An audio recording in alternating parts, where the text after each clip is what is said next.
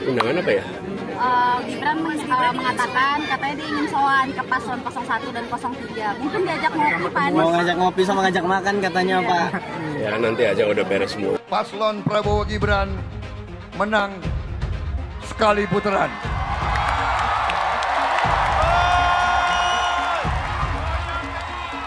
Kita tidak boleh sombong.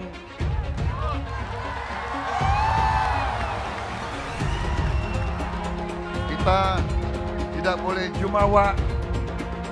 Kita tidak boleh euforia. Kita tetap harus rendah hati.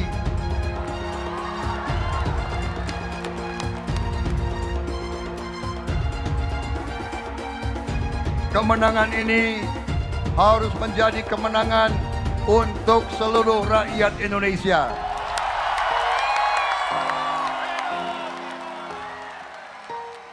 Prabowo, Gibran, dan seluruh koalisi Indonesia Maju, kami akan merangkul semua unsur dan semua kekuatan.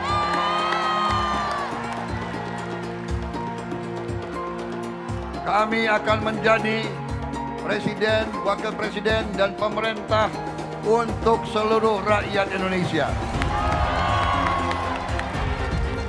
Berkali-kali saya tegaskan, saya akan memimpin bersama saudara Gibran, akan mengayomi, akan melindungi, akan membela seluruh rakyat Indonesia.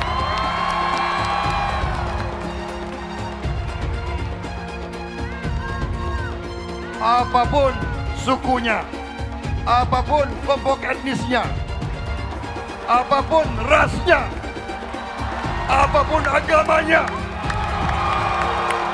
apapun latar belakang sosialnya, seluruh rakyat Indonesia akan menjadi tanggung jawab kami untuk menjaga kepentingannya. Saya juga secara pribadi ingin segera sowan ke paslon nomor 1, paslon nomor 3, karena sekali lagi Bapak Ibu, kita semua bersaudara. Kita semua bersaudara. 3 bulan yang lalu saya itu bukan siapa-siapa Bapak Ibu sekalian.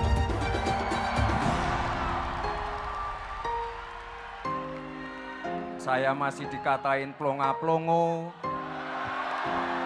dikatain Samsul, dikatain takut debat. Tapi yang jelas ini berkat dukungan, doa Bapak Ibu semua, saya dan Pak Prabowo sekarang sudah ada di sini. Teman-teman, saya harus bilang bahwa orang-orang yang semakin panik dengan tingginya approval rate atau tingkat kepuasan publik terhadap Pak Jokowi, semakin hari semakin biadab. Di jagat dunia maya, ramai mereka sebut Pak Jokowi sebagai pengkhianat, pembohong, dan lain-lain. Ramainya upaya pembusukan kepada Pak Jokowi yang saya duga adalah sebagai upaya elektoral untuk menghentikan fenomena tingginya approval rate Pak Jokowi. Dinyinyirin seolah Pak Jokowi membagikan bansos untuk meningkatkan tingkat kepuasan masyarakat. Padahal saat menyusun program bansos, setidaknya 8 kementerian itu dilibatkan. Bahkan kebutuhan akan bansos ini dikaji secara teknokratik oleh Bappenas, dianalisis perspektif keuangannya oleh Kementerian Keuangan, lalu disetujui oleh DPR RI yang lintas fraksi. Saat itu nggak diributin, bahkan disetujuin. Lalu kenapa sekarang diributin? Ya program bansosnya diributin, ya Pak Jokowi yang bagiin langsung bansosnya juga diributin.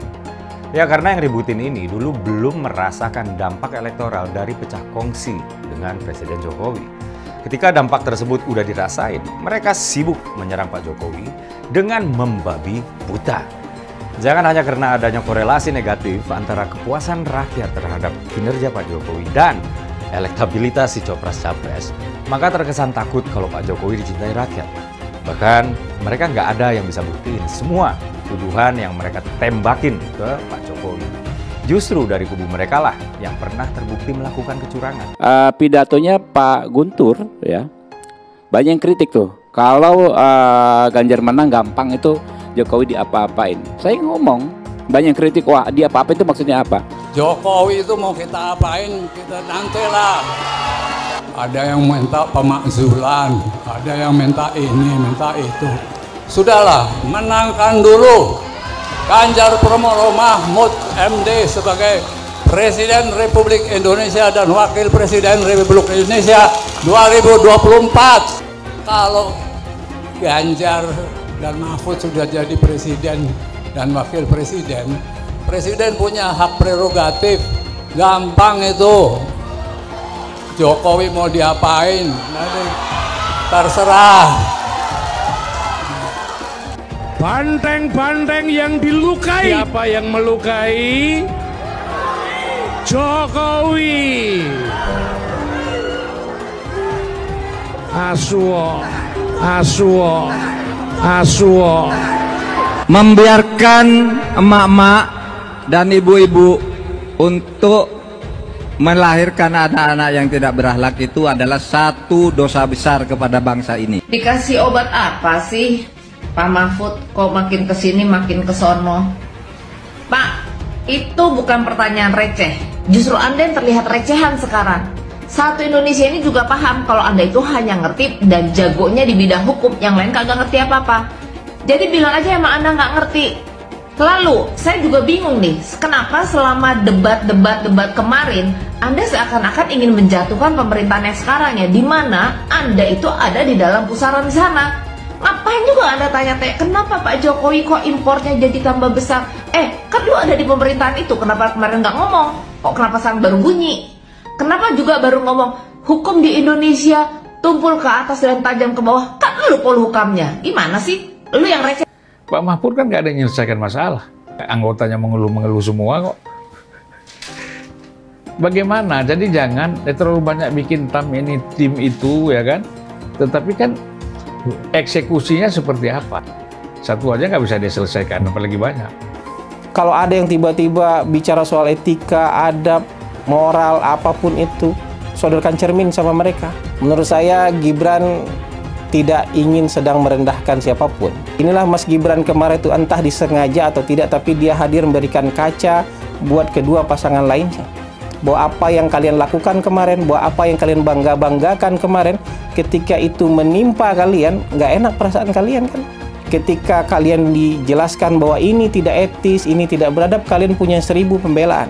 Maka ketika kalian bilang Mas Gibran tidak beretika dan tidak beradab, kita juga bisa punya 1000 pembelaan. Ternyata yang dianggap tidak beretika itu adalah ketika Mas Gibran itu begini-begini karena dia sebenarnya ingin mengekspresikan jawabannya itu belum ketemu, Prof. Mas Gibran itu berkali-kali, lebih dari sekali ketika habis menjawab Caimin gitu misalnya ya, dia berkali-kali begini dan juga mengucapkan mohon maaf ya kalau sampai ada kata-kata yang misalkan nggak berkenan.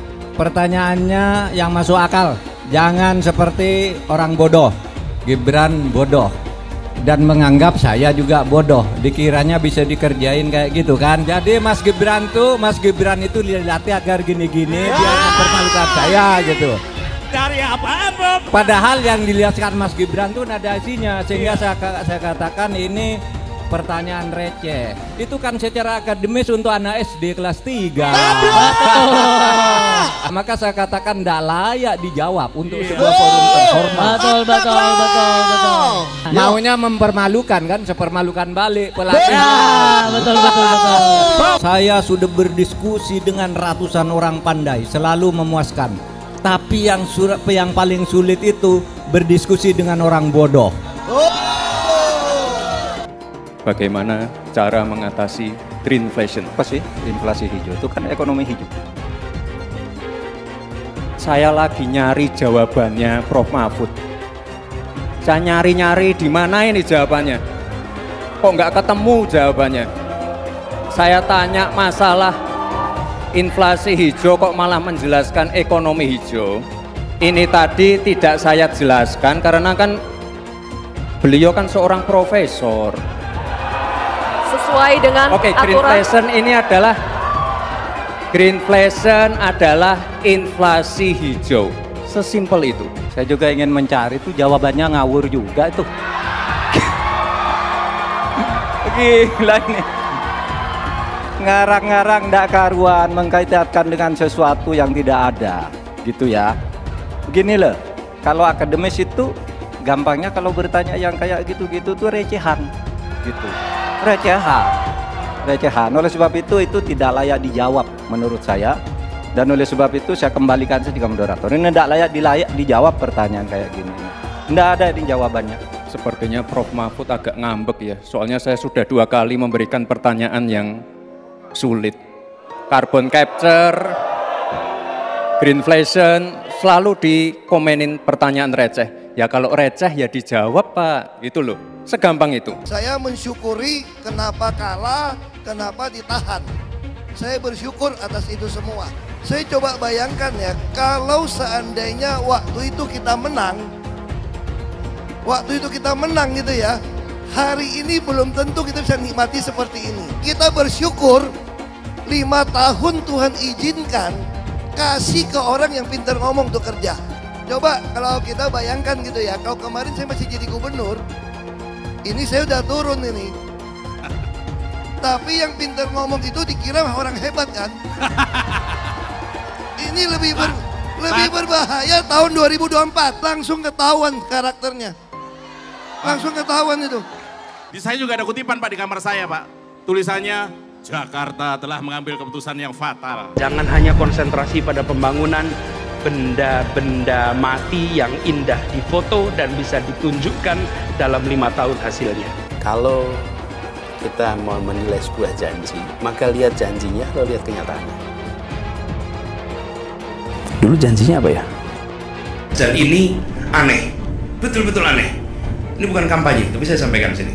Di satu sisi menyiapkan jalur-jalur air untuk dikirim ke laut, di sisi lain di lautnya dipasang dengan pulau reklamasi. Tinggal tunggu waktu jadi rob, air balik.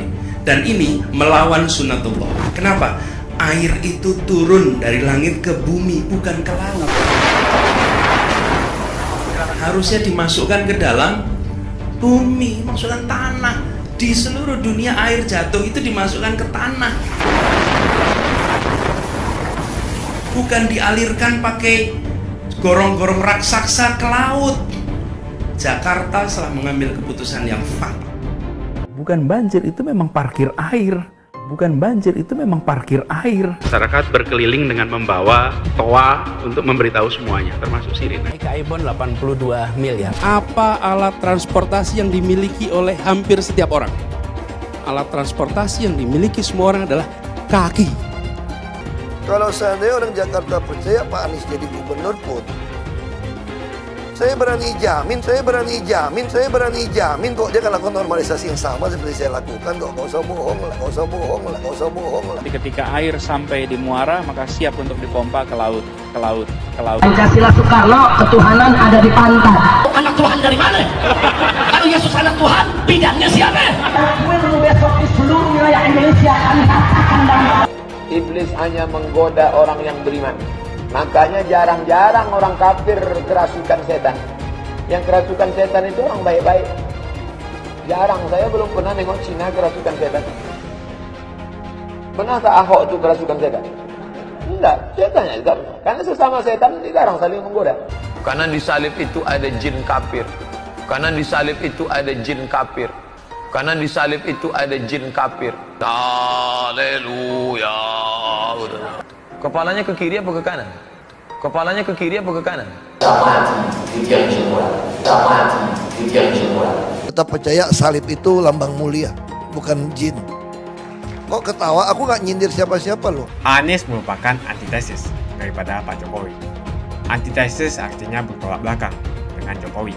Anies sudah menyatakan tidak akan melanjutkan semua program dari Pak Jokowi. Jadi semua pembangunan yang dilakukan oleh Pak Jokowi akan dihentikan oleh Anies jika Anies menjadi presiden. Lagi pula Anies didukung oleh khilafah dan pendukung Anies adalah ormas seperti FPI dan HTI. Apa kita mau FPI dan HTI kembali di Indonesia jika Anies memimpin? Anies juga dikenal sebagai bapak politik identitas yang menghalalkan segala cara untuk menggapai kekuasaannya, termasuk menggunakan politik identitas berbasis agama. Lihatlah di kasus Ahok waktu itu. Kita sudah bisa melihat hasil kerja Anies selama 5 tahun di Jakarta. Tidak ada satupun janji yang dipenuhi dan tidak ada kinerja yang bisa dibanggakan. Dari DP 0%, OKOC, kelebihan bayar, Formula E, banjir, sumber resapan, jalan rusak, dan gonta-ganti nama jalan. Lihatlah rekam jejak Anies selama 5 tahun. Bayangkan Indonesia ke depan jika dipimpin oleh Anies. Dan bayangkan jika Anies menang. HTI dan FPI, Ormas Khilafah yang dibubarkan itu akan dikembalikan oleh Anies. Apakah kita mau Pancasila diganti jadi Khilafah? Perkataan Ahok sudah terbukti dan Jakarta sudah menjadi korban. Jangan biarkan Indonesia menjadi korban kibulan Anies Baswedan. Umat minoritas, terutama kaum Tionghoa, tidak akan memilih Anies Baswedan. 3 serangkai pembasmi para koruptor. 3 serangkai ini adalah Mas Ganjar sendiri, Prof. Mahfud, dan juga Pak Ahok. 3 serangkai, 3 orang pemberani, 3 orang yang bersih, 3 orang yang anti terhadap korupsi. 3 serangkai pembasmi korupsi, 3 serangkai pembasmi para koruptor. Kalau saja pasangan Ganjar Pranowo dan Mahfud MD berhasil memenangkan Pilpres 2024, kalau saja Mas Ganjar terpilih sebagai presiden dan Prof. Mahfud menjadi wakil presiden, maka rakyat Indonesia akan mendapatkan hadiah, akan mendapatkan sebuah berkah, akan mendapat 3 orang pemimpin, akan mendapat 3 serangkai pembasmi korupsi. Itulah 3 tokoh utama di ajang kampanye Pilpres kali ini. Kalau saja ini perandaian ya. Salah satu aspek yang bakal sangat membedakan pemerintahan Mas Ganjar dan Pak Jokowi kelak adalah soal ketegasan dan komitmen dalam pemberantasan korupsi. Gak ada tebang pilih. Mas Ganjar sendiri punya track record sebagai kepala daerah yang sukses membangun pemerintahan yang bersih di daerahnya. Dia menggunakan teknologi informasi dan perbaikan sistem remunerasi. Mas Ganjar juga membangun budaya anti korupsi sejak dini dengan mengajarkan sikap anti korupsi kepada anak-anak sejak di bangku sekolah. Jadi ayo kita bayangkan gimana akan tegasnya, gak bakalan tebang pilih, gimana bakal gencarnya pemberantasan korupsi ke depannya. Jadi ayo kita bayangkan gimana pembersihan korupsi akan dituntaskan kalau 3 serangkai ini, kalau Mas Ganjar, Prof. Mahfud, dan Pak Ahok ini bersatu di pemerintahan mendatang. Gimana? Udah terbayangkan? Sementara itu Prof. Mahfud, kita semua sudah paham siapa dia. Dialah sang pendekar hukum, sang pembela rakyat yang sangat pemberani, bagaikan peluru tidak terkendali. Para koruptor kelas paus BLBI diburunya. Jenderal Polisi Verdi Sambo dijebloskannya ke penjara. Pemain pajak kelas kakap, Rafael Alun, ikut kena sikat juga. Boleh dikata Mas Ganjar adalah ahlinya membangun sistem pencegahan korupsi. Dan soal ini, bahkan KPK, Komisi Pemberantasan Korupsi, mereka sudah mengakui kehebatan dari Mas Ganjar ini. Dan yang terakhir adalah Pak Ahok. Pak Basuki Cahayapurnama. Siapa yang tidak kenal kegigihan mantan Gubernur DKI Jakarta ini dalam menjaga uang rakyat? Dalam menjaga uang kita dari pencurian oleh oknum-oknum hingga para mafia. Cerita bagaimana Mas Ganjar membenahi birokrasi, menghapus pungli di sekolah-sekolah, memberantas pungli jembatan timbang. Itu semua sudah pernah kita dengar kisah suksesnya, dan ini menjadi catatan penting soal kemampuan Mas Ganjar dalam membasmi korupsi. Dan yang juga penting nih, Mas Ganjar bersama-sama dengan Pak Ahok, mereka pernah menjadi wakil rakyat. 2 wakil rakyat yang bekerja dalam kurun waktu yang sama, yang bekerja di komisi yang sama di tengah-tengah pusaran badai mega korupsi EKTP. Sejak sama-sama bertugas di DPR RI, Mas Ganjar dan Pak Ahok sudah menunjukkan sikap anti korupsi. Ini boleh dikata merupakan sikap yang masih jarang di kalangan politisi kita. Jadi gimana? Sekarang sudah yakin kalau 3 serangkai, kalau 3 pendekar kita, kalau Mas Ganjar, Prof. Mahfud, dan Pak Ahok sebagai satu kesatuan, mereka bakal sanggup membersihkan bumi pertiwi dari korupsi, kolusi, dan nepotisme? Ini hebatnya Mas Ganjar dan Pak Ahok. Hebatnya mereka ini berdua, Mas Ganjar dan Pak Ahok, walaupun waktu itu mereka berdua bertugas di Komisi DPR RI yang menangani program EKTP, ada dalam pusaran godaan yang sangat kuat, mereka ini sama-sama tidak terlibat dalam skandal mega korupsi ini. Mereka ini sama-sama adalah wakil rakyat yang nggak bisa disuap, nggak bisa disogok, nggak bisa diajak kompromi, nggak bisa diajak kong kali kong. Nantinya nih ya, nantinya semua praktek KKN itu, semua praktek korupsi, kolusi, dan nepotisme, semuanya bakalan dibabat habis oleh Mas Ganjar dan Prof. Mahfud, bersama-sama dengan Pak Ahok pastinya. Ya, sudah pasti yang paling ketar-ketir adalah para koruptor dan para oligarki kapitalis. Yang pasti ketar-ketir adalah mereka yang selama ini hobinya memperkaya diri, keluarga, dan kelompoknya dengan cara merampok uang rakyat. Yang paling ketar-ketir adalah mereka yang selama ini hobi membuat peraturan yang hanya menguntungkan segelintir kecil oligarki saja. Kenapa kita yakin mereka akan sanggup melakukan itu semua? Sebabnya sederhana saja. Mas Ganjar, Prof. Mahfud, dan Pak Ahok ini punya track record. Mereka punya rekam jejak sebagai tokoh-tokoh bangsa yang sudah berbuat dalam mencegah, melawan, dan membasmi korupsi, kolusi, dan nepotisme. Marilah kita bersikap jujur. Di antara 3 pasangan calon di Pilpres 2024 ini, hanya pasangan Ganjar Mahfud lah yang punya rekam jejak yang bagus dalam memberantas korupsi. Benar gak? Makanya, pilih Ganjar Mahfud. Kalau memilih Ganjar Mahfud, kita bakalan bonus Pak Ahok. Dulu Anies bisa menang karena menggunakan agama dan etnis. Isu agama, ras, dan antar golongan dinikmati oleh relawan Anies. Saat itu Anies didukung oleh FPI, HTI, dan pengasong khilafah lainnya. Pada akhirnya Ahok harus kalah, namun kekalahan dia adalah kekalahan yang membuka mata rakyat Indonesia bahwa masih ada orang-orang yang menang dengan cara menggunakan politisasi agama atau politik identitas berbasis agama. Ternyata banyak sekali orang yang dengan mudah terhasut lewat jalan-jalan seperti itu. Relawan Anies terutama dari FPI, HTI, PA212 seperti Bahar Smith dan Rizik Syihab selalu menghujat Cina, etnis Cina. Tapi saat ini negara Cina sudah menjadi nomor 1 di dunia. Saya bangga sebagai Cina. Etnis Tionghoa dicap sebagai pemberontak, sedangkan etnis Arab dianggap sebagai Tuhan atau tuan dari pribumi. Etnis Arab dipuja-puja dan dianggap sebagai dewa. Lihat saja Rizik Syihab dan Bahar Smith dipuja-puja, padahal mereka mengujar kebencian. Pengasong khilafah seperti Rizik Syihab, Bahar Smith, dan teman-teman, mereka hanya buat gaduh di Indonesia.